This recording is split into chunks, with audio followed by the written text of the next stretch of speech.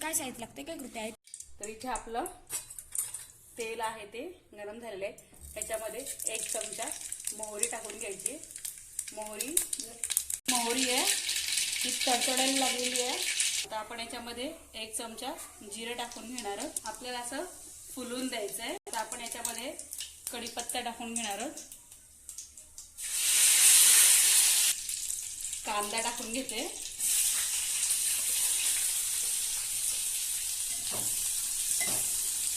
इथे आपल्याला कांदा फ्राय करून घ्यायचा आहे. मस्त असा वास सुटलेला आहे. त्यामध्ये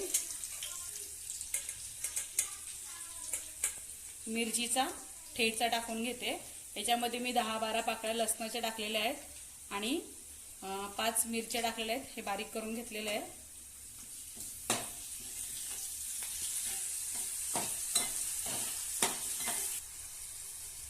आता आपल्याला याच्यामध्ये 1 चमचा हळद घालून घ्यायची.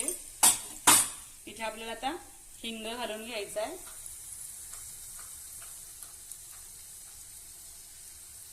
अर्धा चमचा. इथे मी छोटी पाववाटी बेसन पीठ घेतलेले आहे. आता याच्यामध्ये मी पाणी टाकून अशा गिठोळ्या होऊन द्यायच्या.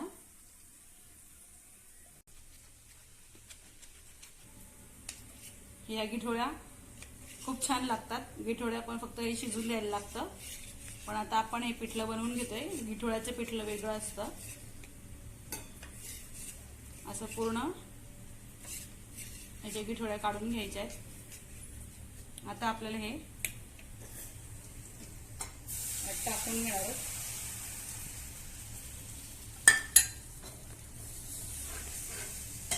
थोडंसं पाणी टाकून घेते मी.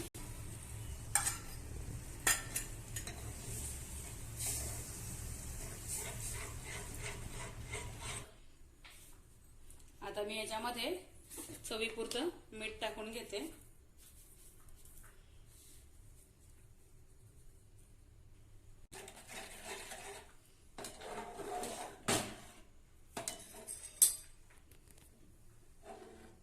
मस्त असं आपलं पिठलं 10 मिनिटात याला शिजून घेऊया आपण.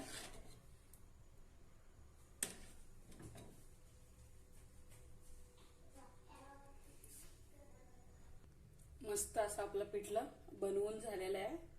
आता आपण याच्यामध्ये थोडीशी कोथिंबीर टाकून घेणार आहोत. आता आपण सर्विंग करून घेऊया.